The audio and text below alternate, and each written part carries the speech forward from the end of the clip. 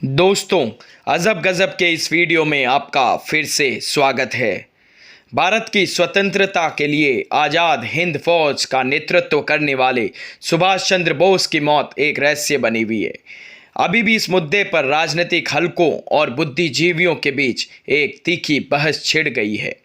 आखिर नेताजी सुभाष चंद्र बोस किन परिस्थितियों में गायब हुए या फिर उनकी मौत हुई? क्यों कई जाने माने लोग उनकी मौत की खबर पर भरोसा नहीं कर रहे हैं? नेताजी सुभाष चंद्र बोस से संबंधित इन्हीं मुद्दों पर आज हम एक विवेचना करेंगे। 18 जनवरी 1941 रात 1:35 पर 38/2 एल्गिन रोड कोलकाता पर एक जर्मन वॉन्डरर कार आकर रुकती है। कार का नंबर था BLA 7169। लंबी शेरवानी, ढीली सलवार और सोने की कमानी वाली चश्मा पहने बीमा एजेंट मोहम्मद जियाउद्दीन ने कार का पिछला दरवाज़ा खोला। ड्राइवर की सीट पर उनके भतीजे बैठे हुए थे। उन्होंने जानबूझकर अपने कमरे की लाइट बंद नहीं की। चंद घंटों में वो गहरी नींद में सोए कोलकाता की सीमा पार कर चंदर नागौर की तरफ बढ़ निकले। वहाँ भी उन्होंने अपनी कार नहीं रोकी। वो धनबाद के पास गोमो स्टेशन पर रुके। एक कूली ने जियाउद्दीन का सामान उठाया। कोलकाता की तरफ से दिल्ली कालका मेल आती दिखाई दी। वो पहले दिल्ली उतरे, वहाँ से पेशावर होते हुए काबुल पहुँचे, वहाँ से बर्लिन, कुछ समय बाद पनडुब्बी का सफ़र तय कर जापान पहुँचे। कई महीनों बाद उन्होंने रेडियो स्टेशन से अपने देशवासियों को संबोधित किया। आमी सुभाष बोलची। अपने घर में नजरबंद सुभाष चंद्र बोस बीमा एजेंट जियाउद्दीन के बेस में 14 खुफिया अधिकारियों की आंखों में धूल झोंकते हुए न सिर्फ भारत से भागने में सफल रहे, बल्कि आधी दुनिया का सफर तय कर जापान पहुंचे। दूसरा विश्व युद्ध समाप्त हो चला था। जापान को आत्मसमर्पण किए हुए अभी 3 दिन ही हुए थे। 18 अगस्त 1945 को सुभाष चंद्र बोस का विमान ईंधन लेने के लिए ताइपे हवाई अड्डे पर रुका था। दोबारा उड़ान भरते ही एक जोर की आवाज़ सुनाई दी थी। बोस के साथ चल रहे उनके साथी कर्नल हबीबुर रहमान को लगा था कि कहीं दुश्मन की विमान भेदी तोप का गोला तो उनके विमान को नहीं लगा है। बाद में पता चला कि विमान के इंजन का एक प्रोपेलर टूट गया है। विमान नाक के बल जमीन से आ टकराया था और हबीब की आंखों के सामने अंधेरा छा गया था। जब उन्हें होश आया तो उन्होंने देखा कि विमान के पीछे का बाहर निकलने का रास्ता सामान से पूरी तरह रुका हुआ है और आगे के हिस्से में आग लगी हुई है। हबीब ने सुभाष बोस को आवाज़ दी, आगे से निकलिए नेताजी। बाद में हबीब ने याद किया था कि जब विमान गिरा था तो नेताजी की खाकी वर्दी पेट्रोल से सरोबार हो गई थी। जब उन्होंने आग से निकलने का प्रयास किया तो उनके शरीर में आग लग गई थी। आग बुझाने के प्रयास में हबीब के हाथ भी पूरी तरह जल गए थे। उन दोनों को अस्पताल ले जाया गया था। अगले 6 घंटों तक नेताजी को कभी होश आता तो कभी वो बेहोशी में चले जाते। उसी हालत में उन्होंने आबिद हसन को आवाज़ दी थी। आबिद नहीं है साहब, मैं हूँ हबीब। उन्होंने लड़खड़ाती आवाज़ में हबीब से कहा था कि उनका अंत आ रहा है। भारत जाकर लोगों से कहो कि आज़ादी की लड़ाई जारी रखे। उसी रात लगभग 9 बजे नेताजी ने अंतिम सांस ली थी। 20 अगस्त को नेताजी का अंतिम संस्कार किया गया।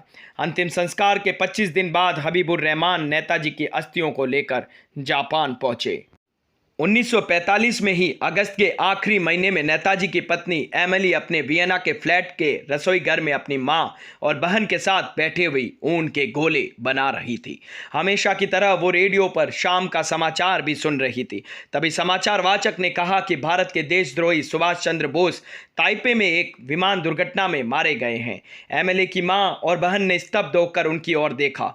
वो धीरे से उठी और बगल के शयन कक्ष में चली गई, जहां सुभाष बोस की 2.5 साल की बेटी अनीता गहरी नींद में सोई हुई थी।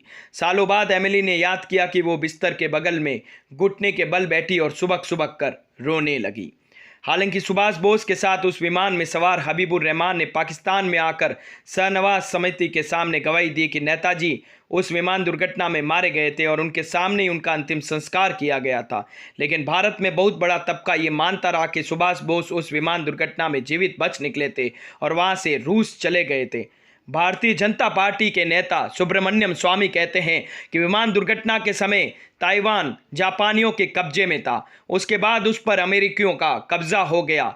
दोनों देशों के बाद इस बात का कोई रिकॉर्ड ही नहीं है कि उस दिन वहाँ कोई विमान दुर्घटना हुई थी। उन्होंने कहा 1991 के सोवियत विघटन के बाद एक सोवियत स्कॉलर ने मुझे बताया था कि नेताजी तो ताइवान गए ही नहीं थे, वो तो साइगोन से सीधे मंचूरिया आए थे, जहां उन्हें हमने गिरफ्तार किया था। बाद में स्टालिन ने उन्हें साइबेरिया की जेल में भिजवा दिया था, जहां 1953 में उनकी मौत हो गई थी। स्वामी नेहरू के स्टेनोग्राफर श्यामलाल जैन की सहनवाज जांच समिति के सामने दी गई गवाही का जिक्र भी करते हैं।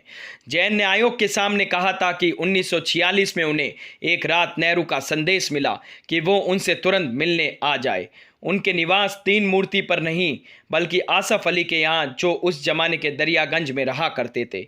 जैन के अनुसार नेहरू ने उन्हें ब्रिटिश प्रधानमंत्री एटली के लिए एक पत्र डिक्टेट कराया था, जिसमें कहा गया था कि उन्हें स्टालिन से संदेश मिला है कि सुभाष बोस जीवित है और उनके कब्जे में हैं। स्वामी के अनुसार स्टालिन बोस से इसलिए नाराज थे क्योंकि दूसरे विश्व युद्ध के दौरान उन्होंने उनके सबसे बड़े दुश्मन हिटलर से हाथ मिलाया था। सुब्रमण्यम स्वामी ने उस समय एक चैनल को दिए हुए इंटरव्यू में बताया था कि इसका दूसरा बड़ा सबूत उन्हें तब मिला जब वो चंद्रशेखर के मंत्रिमंडल में मंत्री बने। उन्होंने बताया, हमारे पास जापान से अनुरोध आया कि रिकोजी मंदिर में सुभाष बोस की जो अस्थियां रखी है उनको आप ले लीजिए, लेकिन एक शर्त पर कि आप इसका डीएनए टेस्ट नहीं कराएंगे। स्वामी कहते हैं उन्हें पता चला था कि इंदिरा गांधी ने अपने कार्यकाल में नेताजी पर एक पूरी की पूरी फाइल को अपने सामने फड़वाया था, लेकिन इस बात की पुष्टि किसी और सूत्र से नहीं हो पाई।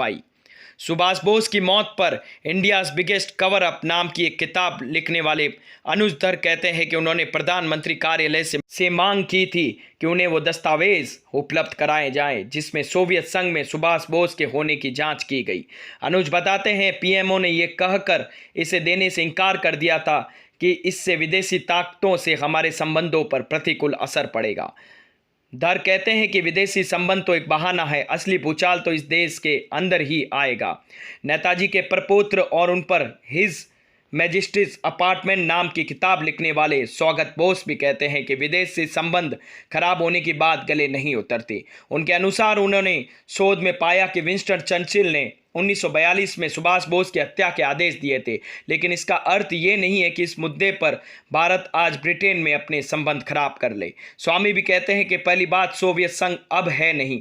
उस जमाने में जनसंहार के जिम्मेदार माने गए स्टालिन पूरी दुनिया में बदनाम हो चुके थे। स्वागत बोस कहते हैं कि उन्हें यह जानकर बहुत आश्चर्य हुआ कि नेहरू के कार्यकाल में इंटेलिजेंस ब्यूरो उनके पिता, चाचा और सुभाष बोस की पत्नी एमिली की चिट्ठियां खोलता रहा, पढ़ता रहा और उसकी प्रतियां बनाता रहा। उनका कहना है किसी व्यक्ति की निष्ठा में सैन लगाने का इससे बड़ा उदाहरण नहीं मिलता, और ये तब जबकि निजी तौर पर नेहरू मेरे पिता को बहुत मानते थे। जब भी वो दिल्ली जाते उन्हें अपने यहाँ नाश्ते पर बुलाते थे। कमला नेहरू की अंत्येष्टि में खुद सुभाष चंद्र बोस मौजूद थे। स्वागत बोस ने बताया, नेताजी ने आज़ाद हिंद फौज की एक रेजिमेंट का नाम नेहरू के नाम पर रखा था, और जब 1945 में बोस की कथित मौत की खबर आई तो नेहरू की आंखों से आंसू बह निकले थे। सवाल उठता है कि क्या सुभाष बोस के परिवार पर हो रही जासूसी की जानकारी नेहरू को व्यक्तिगत तौर पर थी? भारतीय खुफिया एजेंसी रॉ में विशेष सचिव के पद पर काम कर चुके सी बालाचंद्रन कहते हैं कि ये एक ऐसी परंपरा है जो आज़ाद भारत की खुफिया एजेंसियों ने ब्रिटेन से ग्रहण की है। उन्होंने कहा 1919 के बाद से ही ब्रिटिश सरकार के लिए कम्युनिस्ट आंदोलन एक चुनौती रहा है। उन्होंने शुरू से ही उन लोगों पर नज़र रखना शुरू किया जिनका कहीं न कहीं सोवियत कम्युनिस्ट पार्टी से संबंध रहा है। बालाचंद्रन कहते हैं कि इसी सिलसिले में बोस की भी जासूसी शुरू की गई। एक इनसाइडर के तौर पर मैं बता सकता हूं कि खुफिया एजेंसियों में से जो चीज़ एक बार शुरू हो जाती है वो बहुत लंबे समय तक जारी रहती है। लेकिन अनुज धर बालाचंद्रन के इस आकलन से सहमत नहीं है। उनका कहना है कि इस तरह की जासूसी नेहरू की जानकारी के बगैर नहीं हो सकती थी। धर कहते हैं कि आईबी वाले कोई भी काम बिना अनुमति के नहीं करते। सुभाष बोस के बारे में उनका हर नोट आईबी के बड़े अफसर, मालिक और काव तक पहुंचता था। अनुज धर के मुताबिक मेरे पास ऐसे दस्तावेज है जिसमें नेहरू ने अपने हाथों से आईबी को चिट्ठी लिखकर निर्देश दिया कि पता लगाओ कि बोस का पुत्र अमीय बोस जापान क्यों गया और वहां क्या कर रहा है, क्या वो रेकोजी मंदिर में भी गया है। भारतीय जनता पार्टी के नेता और जाने माने पत्रकार एमजे अकबर का मानना है कि इस पूरे प्रकरण से यही संकेत मिलता है कि कहीं न कहीं नेहरू के मन में संदेह था कि बॉस उस विमान दुर्घटना में नहीं मरे थे। अकबर कहते हैं कि कॉमन सेंस कहता है कि वो अपने परिवार से जरूर संपर्क करते रहे, शायद इसलिए नेहरू उनके पत्रों की निगरानी करवा रहे थे।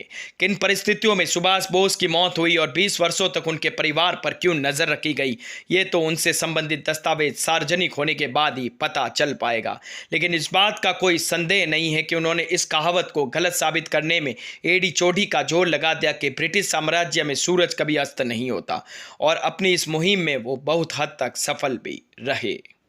वैसे पीएम मोदी ने सुभाष चंद्र बोस की 100 फाइलें सार्वजनिक की है, पर अभी भी सुभाष चंद्र बोस की मौत पर जो रहस्य बरकरार है उस पर से पर्दा नहीं उठ पाया है।